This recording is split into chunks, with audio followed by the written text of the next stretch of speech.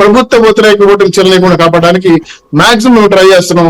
దీంట్లో కలిసి వచ్చే వాళ్ళని కలుపుకుంటున్నాం.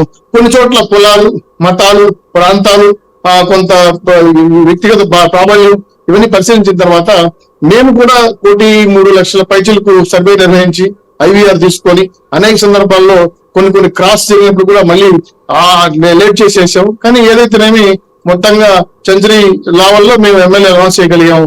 జగన్మోహన్ రెడ్డి గారు మాత్రం ఎందుకో ఇంకా ఓటు కూడా అనౌన్స్ చేయకుండా తనేడ పోటీ చేస్తాం తెలియకుండా మీరన్నట్టే ఇంకా 44 రోజులు కూడా లేదు.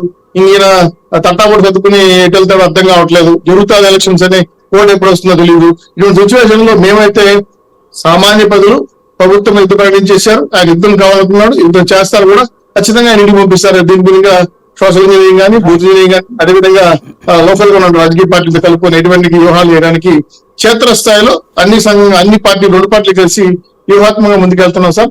దీంట్లో మాకు 1 మీరు అన్నట్టు 2-3 చోట్ల వ్యతిరేకత వచ్చినా మాకున్న నాయకత్వం వాటిని సర్ది చెప్పి సాధ్యమైనంత వరకు బయట ఇబ్బందులు కలగకుండా, ఓటింగ్ మారకుండా రాజకీయ వ్యూహంతో ముందుకెళ్తున్నాం. దీంట్లో సక్సెస్ అవుతుంది పార్టీ మీకు తెలియజేస్తాం. రైట్, శ్రీధర్ గారు ఏమంటారు? సాయి గారు నమస్కారం అండి. ప్రేక్షకులకి, ప్యానెల్లో ఉన్న పెద్దవాళ్ళందరికీ నమస్కారాలండి.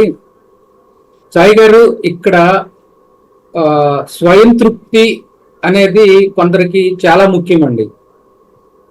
ఎందుకోసం అంటే ఒక పార్టీ ఏ విధి విధానాల మీద నడుస్తుంది, వాళ్ళ పార్టీలో ఉన్నటువంటి పోస్టుల్ని ఏమంటారు అనేది తెలుసుకోకుండా మాట్లాడేసి ఉంటారు చాలా మంది.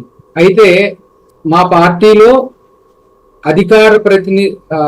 పార్టీకి అధికారికంగా అభ్యర్థులు ఎప్పుడూ ఉండరండి, ఇన్ఛార్జెసే ఉంటారు.